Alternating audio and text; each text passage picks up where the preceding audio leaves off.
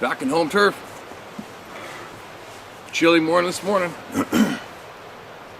Lots of water in the river. A lot more than last time I was here. It's April. And I never really say the dates, what day I film. So I never really share my true exact schedule of when I'm going to be leaving the home, right? Leaving the home alone. Leaving the home on its own, I mean. Let's just say it's April anyway. And that river, particular river, the Falls, a friend of mine who's a lifelong logger fishing guide said that April is usually the hottest month for that river. So I'm going to make sure I go hit that river and try to catch a couple steelhead in a day before I do my 2-day journey up north into northern British Columbia solo. And I'm going to start some huge mineral licks for elk, moose, and deer up there. I'm also going to set up intentionally on some other trails for some hideously huge mountain grizzly bears that I know are there. And I'm going to set up, I'm going to do there what I did last year where that's a place I called the Stand. And I'm going to set some mild baits, just enough to keep the scent going and keep them. I'm going to hang the baits up high in the air over the trail, but I want to keep them not a horrendous amount of scent, but just enough scent to make the grizzly stop for a little bit and get a good video clip of them on the trail cameras. So I'm going to do that too. I'm going to make some tree stands, which I've never done before, for a particular ridiculously huge whitetail buck that I wouldn't mind putting effort in this November up there. That's what I'm going to do shortly. Anyway, in the meantime, I'm back. Lots to share, lots of voices coming in, lots of emails coming into different topics. And I've got a note here about sending pictures. Alright, here's a quick note for anybody who has photographs they want to send or a videotape of anything. Here's the deal, which obviously I just share what comes in, right? It's no secret. I leave it up to you to decide what you need from it or what you need to leave. And when people send it, if you have photos and you want to send them to the people through me, this is what I strongly suggest you do. Before you send your photo, picture being someone who's never been where you took that photo. Picture being someone who doesn't have a frickin' clue what you saw, and then look at your photograph and try to be honest with yourself and try to picture what your reaction would be or what you actually are seeing in that photo before you send it to the people. Okay? I think I explained that before. I understand that people will be out in the woods and they'll see something or they've had ongoing experiences with something strange in the woods. And they're going to try to get a picture of it. And they take a picture and they say, see right there, right? It's right there. I circled it for you. It's right there, that glob. And I understand your excitement and your enthusiasm of getting that glob because, believe me, I've been trying to get video and photographs of numerous wildlife that's hard to do. And I understand how tough it is to get a picture. And sometimes I'll get a picture of a buck or a monster grizzly bear in the timber and all you get is that quick little blurb of it. And I'm excited because I caught it on the camera, which is hard to do. But it's not even worthy of me sharing that videotape or the photograph with the public because it's shitty quality for public to view, not being with me when I was there. All right? So, please be honest with yourself when you have a photograph to share. Try to be honest with yourself and picture what the general public would do looking at that picture without ever being there any instruction on what it is. All right? And now, what else? Another thing is photographs and videotapes. Another thing, if you get somewhat of a clear picture of something or videotape of something, especially in snow too, be sure, before you share it with the people through me, try to be certain that you go get somebody to go stand where your subject was in the video or the photograph and take a photograph or a video of that as well to send it in with it. All right? Now, I'm sure quite a few people agree with me. For me, I absolutely do not understand why people do not do that automatically. Okay? Because it'll save you possibly a lot of grief in the comment section, and it also will eliminate fuel for a lot of the people who are online surfing away to start shitting on you for saying, yeah, right, it's a hoax, you're stupid, blah, blah, blah. You know what they do. Not that they care what people think or say, but please start going to where the subject was in your video or your photograph and take a picture of somebody standing exactly where it was and from where the video was taken. Okay, that should be standard procedure. Should be. All right. How's that? Excuse me. Also, I don't know why I had a volley of emails flooding in about various social media YouTube channels who are either interested in this topic or they use this topic to promote, right? And it's just my stance on that. I know a bunch of people ask me why I never go on podcasts, and I've said it before. This isn't about me, all right? This isn't about me. This is about all the people that do what I do out here and more. It's about them. There's a difference, and it's easy to see. There's a lot of channels out there that are using this to promote. They need and they want to get the viewers, and they're doing things that create more viewers. Me? I don't give a shit if you subscribe or not. I've never asked anybody to come here. The door's wide open. I'm all about cutting through the bullshit, leaving what could be possibly bullshit channels who want to self-promote, kick them to the curb, and smash forward, and let's get to the bottom of this frickin' shit show. That's what this channel's about. So a lot of people, I think, well, they've tapered off. I've had lots of offers to be on podcasts, but it does not make sense to me, because as far as I'm concerned, it's not about me. It's about possibly trying to promote that channel more, because they need and want subscribers. They want to sell their shit. I don't, okay? And if there's anything you need to know about me, I can't do much more than what I do. I take you guys along with me and share my passions with you, and show you as much of the real world as I can. But other than that, I don't need to share my intimate details of my life and what goes on in my home online with a big questionnaire from somebody. Also, what I said before is, if I ever went onto a podcast, it would only be if I could bring all of you with me to speak, because it's not about me. All right. So for me to engage in what possibly could be a shit show of promotion moves with other channels, it bogs me down. It stops moving forward, and it's an absolute waste of time. It's just like what I suggest to all you people: when you engage with human beings that want to demand proof, it stops you dead. It bogs you down in a mud pit. You have to kick them to the curb and smash forward if that's what you're motivated to do, if that's what you want to do. If you want to get past the bullshit, learn, figure out what the frick's going on out there. You have to see clearly through the frickin' bullshit wall and leave the bullshit behind, kick it to the curb. Don't lose your energy there, and don't stop. Don't stop there. It bogs you down. You keep smashing forward. All right? So I hope that made sense, especially for a pile of you people that have emailed me about channels having issues with me. Who gives a shit? Leave them alone in their own little swirl pool of going around in circles. It's got F all. Nothing to do with me, all right? If you got an issue with me, if somebody out there has an issue with me, get a hold of me. Get a hold of me privately. Get a hold of me. We'll figure it out. And that's another thing for you, for your curiosity. A lot of people have been alerting me too. Whoever having issues with me or saying shit about me, just so you know, not one has ever personally tried to get a hold of me. Okay? So, there you go. You got an issue with me? Get a hold of me privately.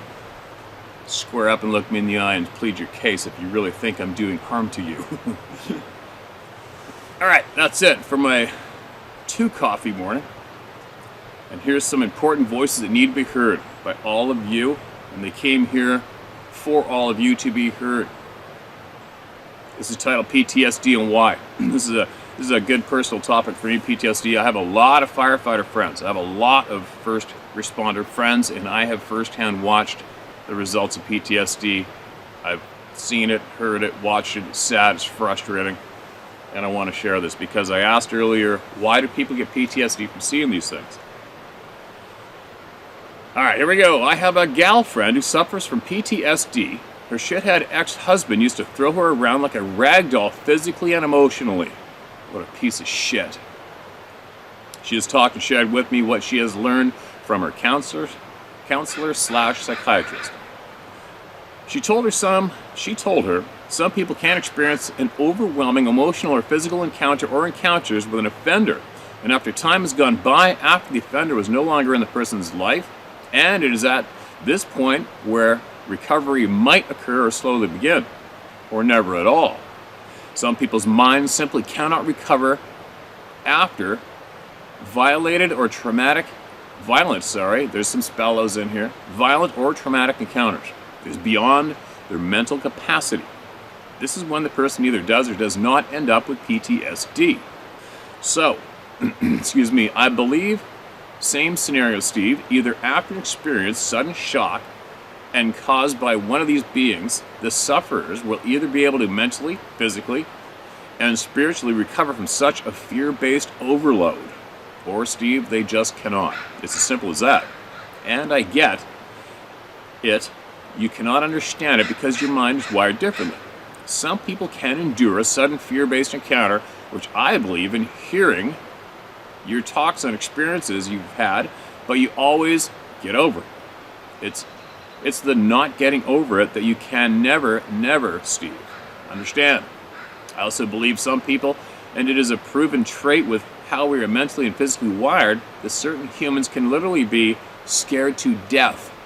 I believe this is what has happened with so many of Dave Plottis' cases, where the medical examiners come up without a cause of death, or throw the closest reason they can conjure up.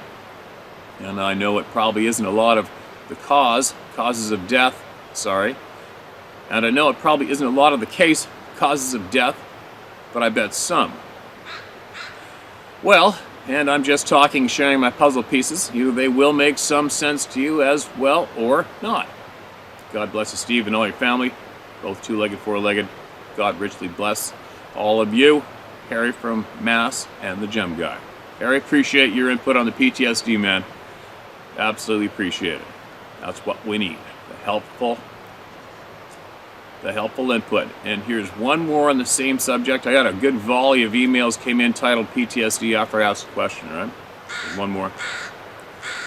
This is titled A Firefighter's PTSD Explanation. I'll be familiar with this. Steve, I watched your video and you asked about PTSD and how it affects people when seeing Bigfoot for the first time. Post-traumatic stress disorder comes from any physical or mental trauma similar to situational overload. It's when the brain experiences any traumatic event that stuns that human. A perfect description of an event would be a child seeing a clown for the first time. The paint and clothes are not the same as mom and dad's, or its natural movement, causing a situational overload, where the brain can't process this new information fast enough. Thus, the child becomes terrified and growing up hating or being afraid of clowns.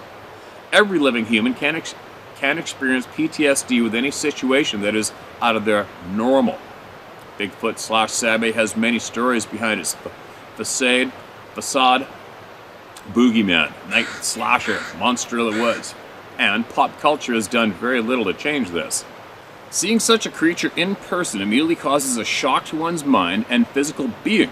Once frightened, the human body produces enormous amounts of adrenaline that flushes through the body, causing one to fight or flight. The adrenaline can also cause the body to shut down. Memory gaps can occur. Passing out or even heart attack can occur. PTSD is not only physiological, but neurological. Scans show that area of the brain to be larger in response to whatever traumatic event that person has experienced. It's no joke. PTSD alters the person, changes every facet of their life, as well as the way they look at things in their life forever. I sure hope this helps someone understand a bit about the textbook description of PTSD. May God bless everyone that suffers with it. And there is hope. Keep doing you, Steve. Sincerely, Thomas, Jess, retired firefighter/medic. Dude, absolutely appreciate that input, man. It's going to be helpful for someone. A friend of mine, Captain Fire Department, he was suffering from PTSD, and he actually went specifically to get it dealt with in the city, and he had to stay there. I can't remember if it was 12 or 16 weeks, and it completely helped him, totally, which is good. Unfortunately, I think they did lose one or maybe two people out of that class. They got there a little too late and they passed on, unfortunately. But anyway, that does help for sure answer my questions and a lot of others when it comes to why people get PTSD from their experience of one of these things. I thought that PTSD came from long periods of the trauma, like being in firefights or being a first responder for years, months on end, instead of just a 1 5-minute episode out of your entire life. So that's pretty tense when you think about that one.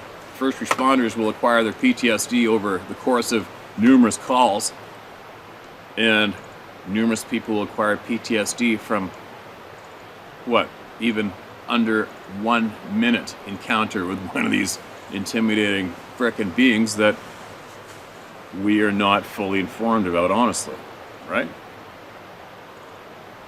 All right, here we go. Next voice. It walked across the road. Hello, Steve. Hope all is well. Thank you for your channel and your hard work. Here's my story. Please share. My name is Mike, 38 years old, and I'm from New York. My friend David is an experienced bow hunter, and I got into archery because of his influence. After practicing target archery for a few years, David talked me into getting my bow hunting license, and so I did. One day he told me he was taking a 3-day hunting trip to the Adirondack Mountains here in New York and asked me to join him. I told him maybe it's not wise to take a rookie like me on such a long trip since I don't have any experience with wild animals or in the woods. He said he got an uncle who's a very experienced hunter and he was taking the lead. All he had to do was follow and learn, so I agreed to go. We headed out on a Friday and got there faster than we expected. We decided to go on a 3-hour hike in full hunting gear just so I could get a feel for the challenge ahead. David spent the rest of the day teaching me bushcraft skills and hunting techniques. We got back to the car at dusk and prepared to head out to his uncle's trailer. Off to drive so David could get some rest. He jumped in the back seat and quickly passed out. While driving in the dark, I noticed a tall, large figure on the side of the road, as far as my headlights could reach. I approached with caution, thinking it was perhaps a bear standing or a moose about to cross the road, but as I approached, I noticed it looked very different from any animal I expected to see. I stopped at about 50 yards from it. I noticed it was bipedal, with a heavy coat of fur, and I could see muscle definition from its ape-like anatomy. It walked across the road, excuse me. It walked across the road on 2 legs, turning its head and its shoulder while looking at me. It had iridescent glowing eyes, and it was at least 8 to 10 feet tall. It crossed the road gently, but quickly, and then disappeared into the woods. It happened so fast I couldn't wake up David in time to see it. When I woke him up and told him what I had just witnessed, he laughed at me and told me he was taking over the drive. The next morning I met his uncle James and his wife Cindy. I told them what happened, and James and David laughed at me frantically. Cindy just looked at me with a curious look. Later on, when I was alone, Cindy came up to me and asked me if the creature turned its shoulder along with its head while it looked back at me, and if it had iridescent eyes. And I replied with a loud yes. And I asked her how did she know that since I had not mentioned that part. She looked at me for a few seconds and with a faint smile told me she just had a dream one time. I get the feeling she knows what I'm talking about, but won't say. No doubt. After all this, I'm still mocked and ridiculed by that story. I guess now I understand why Cindy keeps quiet. Anyways, thank you for your time. Feels good to share. Stay safe, my friend, and feel free to share. Got you, man. We got your back. You're in the safe place now and a member of that club of no return. And so is Cindy, without a doubt. Really to you guys, if I could pass on one little chunk of slight wisdom I might have gained during my crazy lifetime so far, it's to make sure that you recognize, if you can, it'll help you advance in your journey. If you can recognize who fans your flames or who pisses on your fire in life, okay? Meaning, do you surround yourself with people who possibly ridicule you, belittle you, try to one-up you, try to discourage you? Or do you surround yourself with people who fan your flames? They encourage the shit out of you, they got your back, they look you in the eye, they square up, and you look at them and what you see is what you get. And what I have learned, I don't know why I surrounded myself for a large part of my life with people who pissed on my fire. And I don't know why. And I stopped doing that. I started to recognize who fans my flames and who pisses on the flames. And you eliminate the people that piss on your flames, and for some reason your whole energy changes. Okay? So keep that in mind. If you surround yourself with people you can't trust to share honestly with, they're going to shit all over you. You might want to somehow, maybe, possibly rethink that relationship. Maybe. All right? Maybe not. Just be aware of that. Surround yourself with people who fan your flames. All right? That'll help you advance in whatever it is you want to get good at, be better at. Now, what do we got? A very tall fisherman and special delivery to Steve. All right. Excuse me. Hey Steve, my nickname is Sunny. We'll go with that, if you don't mind. I've written this comment with paragraph spacing, so don't miss anything. Actually, doesn't save the same in my notes. Don't know why. I've had many experiences in my life. My one and only sighting of a Sasquatch was a very brief one when I was on a road trip with my husband, a retired trucker, on his way to Vancouver to make a delivery. We were on the Coquihalla Highway. Ship piles of sightings on the Coke. Taking in the beauty that is British Columbia as the sun was setting, I looked past my husband, who was driving, and down into the river that follows the highway. There I spotted a very tall fisherman, or so I thought. At least that was the first thought that came to my mind. As this individual was standing on the edge of the riverbank, excuse me, it was only when I had driven by that I started understanding that it was too tall to be human. He wasn't wearing fisherman's clothes or any for that matter. Oh my God, I just saw a Sasquatch.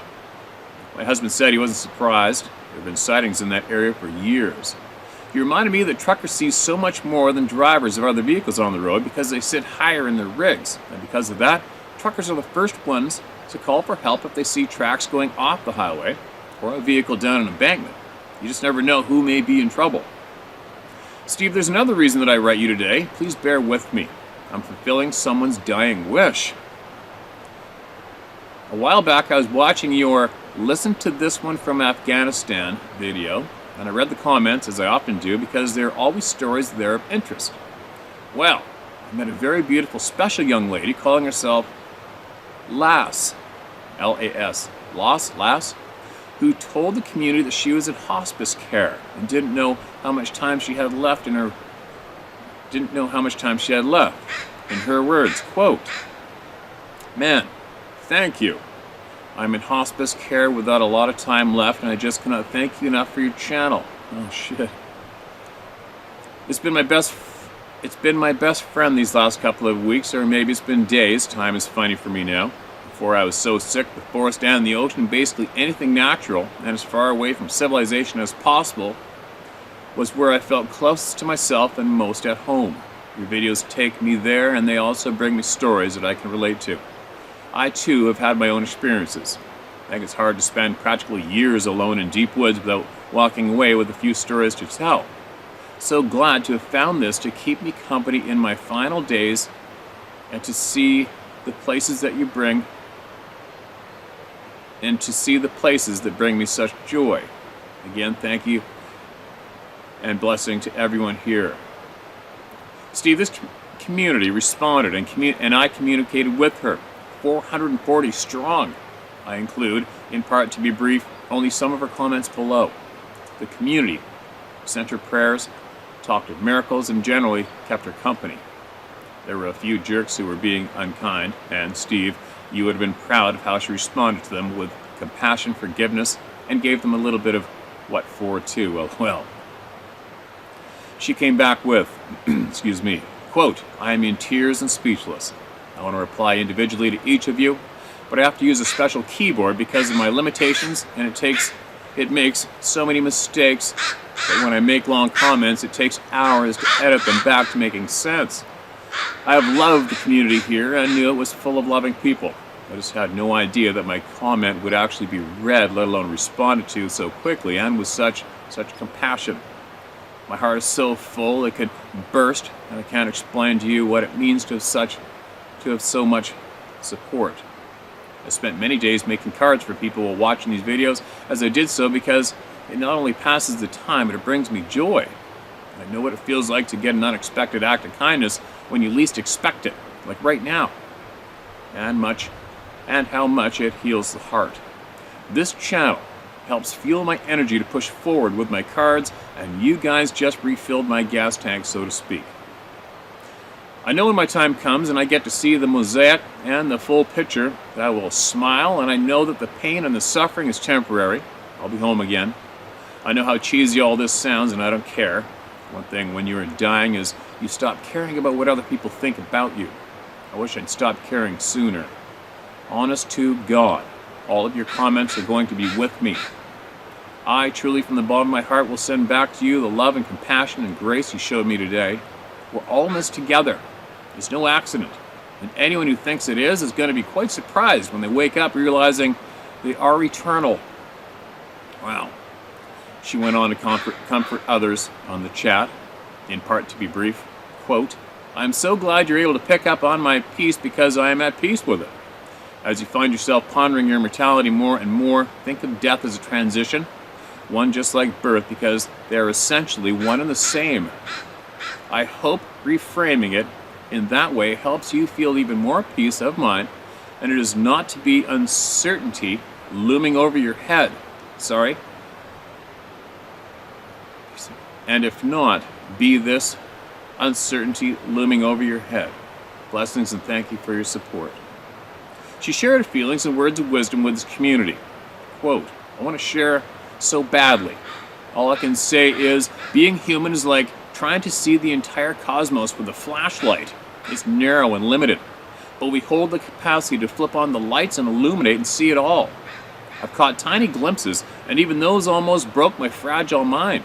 Be open to your experience and practice listening to your intuition and not your fifth senses." And she went on to, quote, "Grateful to have been on here at the same time as you guys. This community reflects the potential of our hearts. Look forward to seeing you there one day," end quote. And another quote, "I never in my life have had such an outpouring of love and support, even from the support groups of people with my diagnosis. I'm so overwhelmed and humbled, and it has breathed life into me. The amount of compassion and love given to me here by people who are strangers, but yet feel like family. Thank you so much. Blessings to you." Here's another one. "I wish and hope with all my heart that Steve sees this thread and he can see the community he has cultivated. The amount of love and compassion shared here for the one person who reached out to make a comment, just a little old me saying, 'Thank you for giving me a safe space in the outdoors again.' And then hundreds of comments and support. He built this, he made this. I hope he sees this. Blessings and love to you." Steve, an amazing young woman. I think the community was blessed to have her with us, if only for a short time, as I believe she has passed. We haven't seen another text from her in quite a while, so I'd say it is safe to say that she is watching from the other side. I hope that you don't mind making sure that her wish and hope with all of her heart was that you, Steve, see this thread. Thank you for your patience, Steve. All the best. Thus, this one's for you, Lost Sonny. Well, there you go. It has been seen and read and shared. And no, I did not see that in the comment section. As you know, I rarely go there. And what a kind thing for all of us to see. But I agree, obviously, I mean, for me, I hope she made her transition to the other side smoothly. And I'd put money on it. She's passed by now. I'm sure she's still here with us watching. Probably knows a lot more than us now. But we'll all be with her and others eventually, right? That was quite the volley of input and kindness, wasn't it? And it just does go to show what kind of community that all of you have created here. The amount of kind people that come here is a little overwhelming. I mean, I may not see the comment sections, but I see the emails. And the amount of emails that come pouring in is overwhelming and 99.9% kind and caring and thinking about everybody, right? And not themselves. So, let's remember that special woman and her journey and her kindness, her honesty in coming here and sharing with all of you, and bravo to all of you who supported her in that comment thread. 440 comments, I believe, is what you're getting across. Well, there you go. Alright, well, I guarantee I'll be thinking about that woman a lot today, in the days coming. Alright, let's get another voice heard while I'm here. We'll carry on. A kind woman. What a kind thing for you to do, sending that email in to me to make sure I got it. I got it. And share it, and everybody else got it too. Alright, here we go. Excuse me. Sighting by Hunter and. Steve, I've now watched several of your videos, and I now feel comfortable enough to trust you and your viewers with my encounter that I have not shared with anyone other than those involved and those that were there on this particular hunt. A quick background on me: I was raised very religious on what you might call a small Maine country farm. After high school, I went to the military, where I've proudly served as a member in the U.S. Army as a ranger for several years. When I finally returned home, I was no longer as interested in deer hunting as I was while growing up as a child. However, with the prompting of my brother, George, and my friends, and their crazy stories of deer being found mutilated in the woods across the cemetery road, which is directly across from our old family farm, I recalled the feeling of being watched as a child while playing in this forest, as well as finding what I thought was old Indian teepees, I guess you could call them. I would find fallen trees stacked on top of each other and balanced up on each other. It mystified me. When I asked my father about these, he simply and calmly told me to stay clear of those areas. Stay well clear of them. I took those words to heart. But now I'm hearing of these deer heads and skulls being found, while the bodies are missing. Steve, as you well know, the forest has a way of cleaning itself in little time, in natural ways. So to find a deer head indicated to me that this must have been a fairly fresh kill. And it's beyond me what in the hell was living out there that decapitated the deer.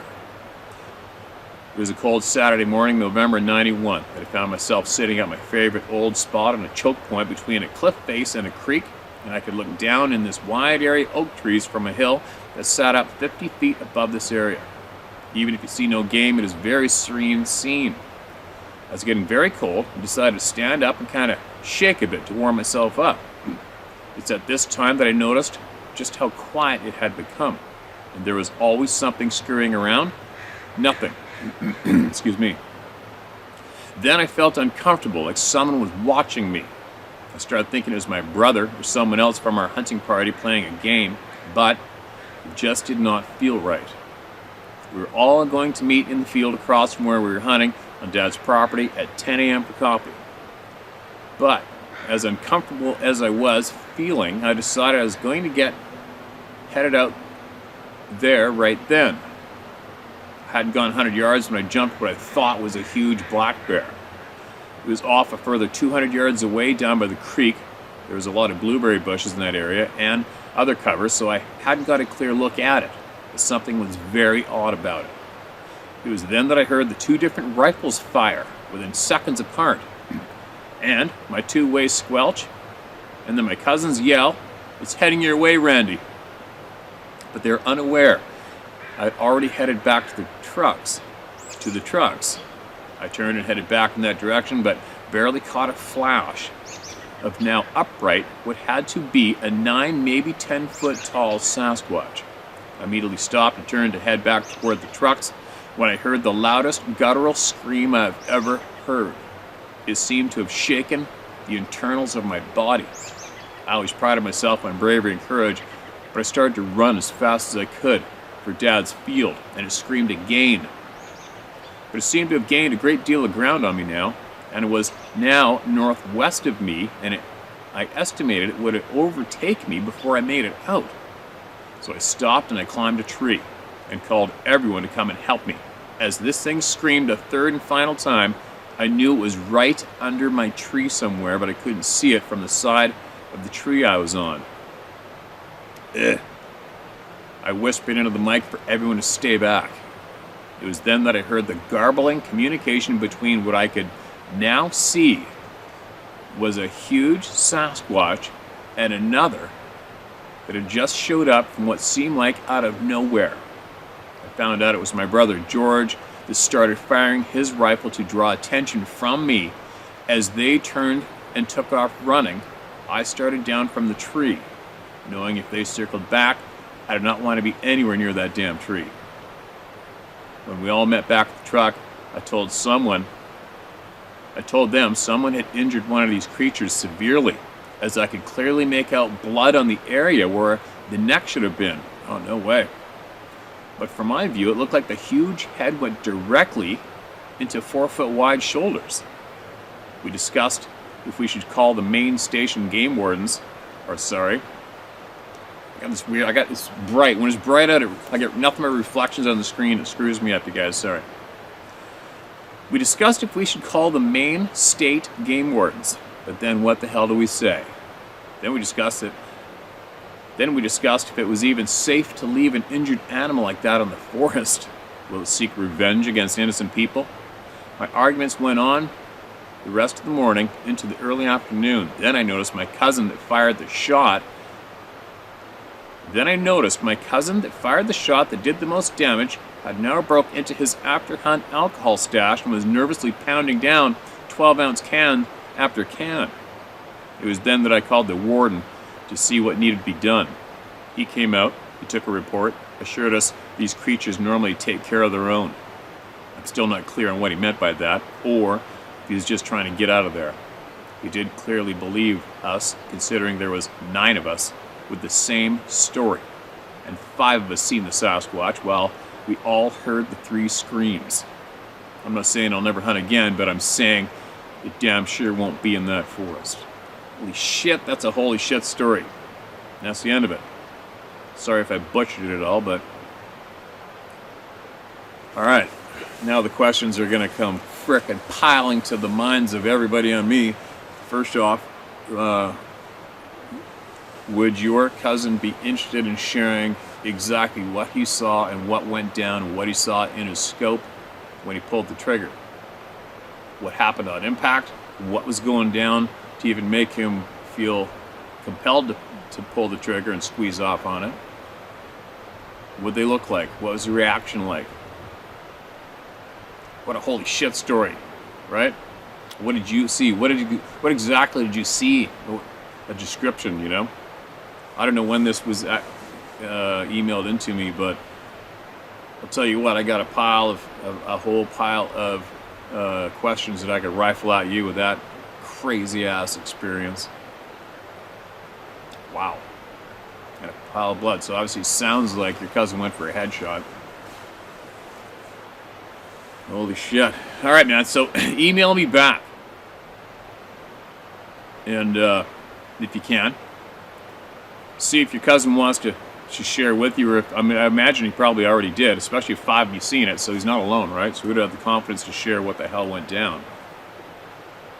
Wow. Unreal. Alright, let's get one more out, and then I'm going to head back. Got a whole pile of stuff to do as usual. I only recently just got home from my coastal mountain trip. A crazy story. This is titled Almost 50 Years. Steve, hey brother, my name is Flint Farmer, and I pray you're doing well. You can use my name, and I hope my story helps someone who might be listening. Let's get into I reckon. I'm from Indiana. We have a great deal of Sasquatch activity across the state. More than most people realize, I believe.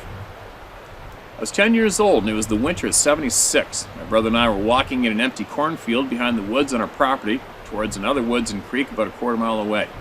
It was cold outside, and a light snow covered the ground.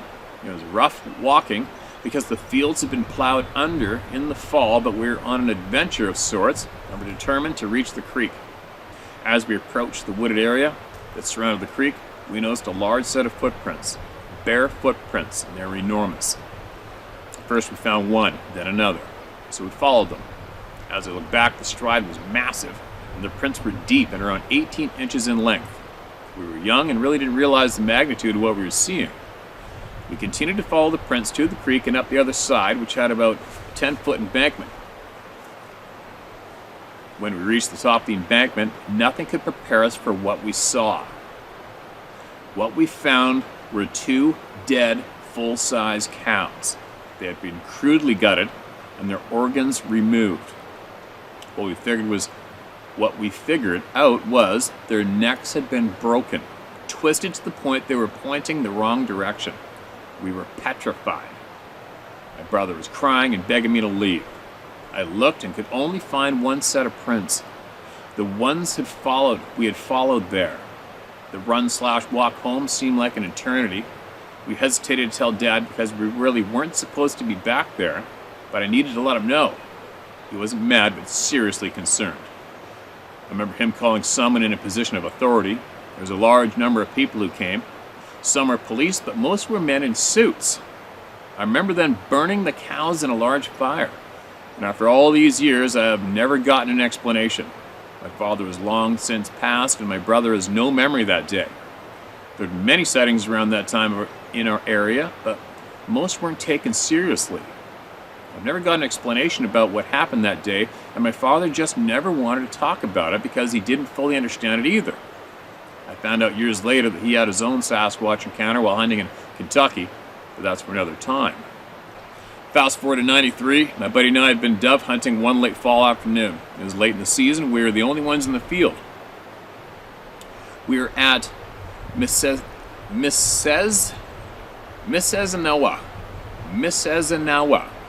okay? State Game Reserve, which has DNR managed fields for hunting. It's a massive area with a reservoir and a dam and acres of wooded areas.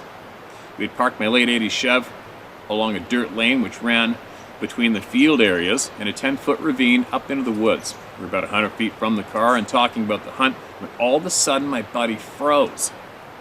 I turned and said, "What's wrong, brother?" He couldn't speak. I immediately looked into the direction he was looking, and walking right in front of us was an enormous Sasquatch. The feeling was indescribable. It was fight or flight, but without response. I thought I was going to explode. I couldn't move, but I wasn't afraid. I was in absolute awe. The Sasquatch was a male and extremely large, but proportional. I'm using my car as a size reference. As he walked down the lane, he seemed to glide, never locking his knees. They were always bent. His hair was a silverish brown with hints of light browns and reds. His skin was brown and leathered. I couldn't see his ears, but his head was a bit conical, but not extreme. You couldn't see his neck. The hair from the head to shoulders seemed to just flow together. He had turned and looked at us briefly, but without expression, like, "Yeah, I see you, LOL." As he walked behind the car, this is where I get the size. His waist was above the roof of the car, which is 5 foot. So I'm guessing he was at least 9 feet tall. His chest from front to back was as thick as the car door was wide. He had to weigh between 800 to 1,000 pounds. He never made a sound. He turned at the front of the car and shot down the ravine and then simply vanished into the forest. Now this whole time we were holding 12-gauge shotguns, and never once did it occur to me to shoot. Never. My buddy has since passed, but it altered him in a bad way. He was a former Green Beret and one of the toughest men I've ever known, and I'm in the business of knowing tough guys. He would never talk about the experience. I would get angry if I ever brought it up. Me, on the other hand, had the opposite effect. I wanted to know everything I could about these beings, and why don't we know more? Same team. I've spent decades searching for the truth. I'm so thankful to find your channel. You allow people to tell their stories without judgment. A platform for all comers. Thanks, Steve, for a job well done. I have a private research area now and family-owned land. It's in the middle of 400 acres with only one access point to prevent human contamination. We have a family of 4 Sasquatch living there this year and have made great progress in our interactions. My 7-year-old grandson and I work together on this. I'm teaching him how to use his instincts and his senses, to interact with nature and to respect it and what lives there. That includes the Sasquatch people. They are people. I have a great deal more to share, but wanted to give some background. When I saw the 9-foot, 800-pound Sasquatch, it answered the question I had since childhood of what could break the necks of 2 full-grown cows. I appreciate you, Scott Carpenter, and Dave Plattis, are doing. I appreciate all you, Scott Carpenter, and Dave Plattis are doing to bring the truth to the masses. Much respect, my brother. I love the Canadian truckers. I just got another 30-day ban on Facebook. I've been banned off and on for almost 2 years for bringing up truth to people. So I'm with you, brother. Use my name respectfully, Flint Farmer. Flint, thank you. Thank you for your share. It means a lot to me and a lot of other people. And you obviously know by now to, if that's what you're doing, you're on somebody's private property, you better keep that under your lid, right? And I've had a law enforcement officer email me about sharing the exact same scenario with somebody who's not so, I do not see as very productive in this topic for the people. And next thing you know, the entire property was invaded by a bunch of pricks. So keep that information to yourself, man. Guard it if that's what you're trying to do. And make sure you do email us again and share more. Share whatever you got. Share whatever you got that can help the people, all right? Because that's what this place is about. For all you newcomers, just so you know, I'm not an entertainer. I'm not a professional reader. I'm not here to entertain anybody. I am here for the people who email in, and I'm here for the people who need to hear these emails to help them deal with the shitty experience that they had slapped in their face and they didn't ask for. That's all this channel's about. All right? This place isn't to promote any single person ever, and that's just the way it is. It's an open door. Everybody's welcome, and everybody's treated with respect. So, there you go. That's one hell of an email, one hell of a detailed description, right? And a great example of how it affects people. Isn't it amazing? It's amazing. But I guess it's amazing how we have different chemical makeups inside of us. Some people have the right amount, some people are lacking some chemicals, and I think that's what possibly causes us to have the various different reactions, right? I know people that can frickin' pick me up and break me in two that have seen these things. I know them personally, and they don't want to talk about it. And if I push them to talk about it, they get real pissed off with me. And then there's other people who do what a lot of people do. They can't wait to form a group, a Facebook social media group, make us t-shirts and hoodies to promote it. And we got to do this. We got to make us these groups and get the people together. And then just go at it balls to the wall and eat, live, and breathe Bigfoot / Sasquatch, right? Which is fine. But this channel is about plowing through all the bullshit. We've had enough of the bullshit. We've had enough.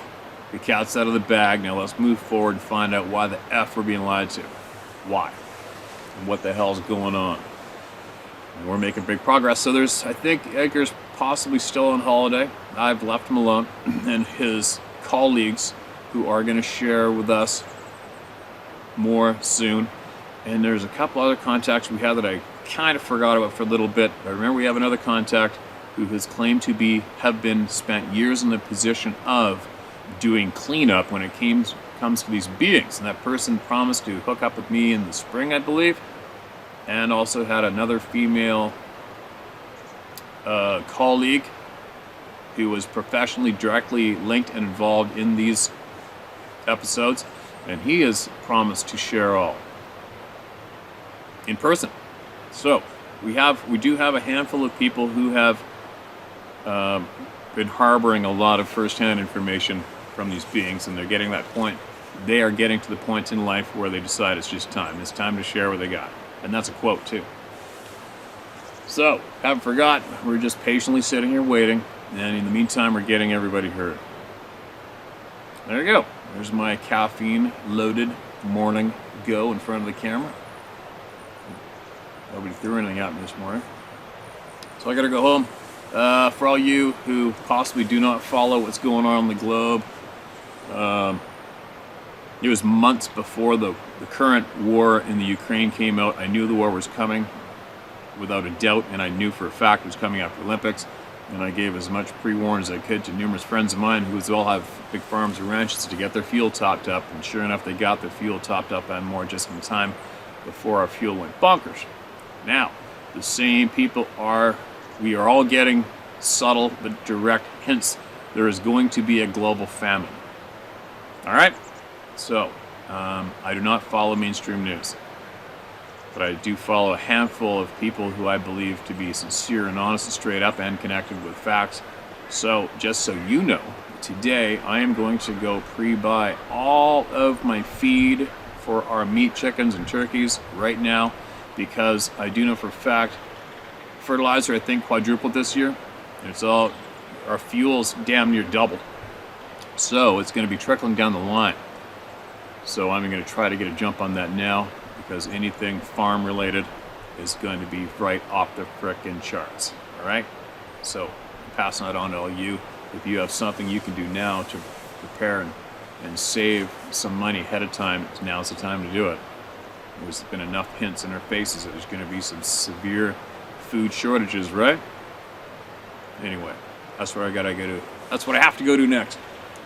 And then I'll be back, and I'll be sharing more voices, without a doubt.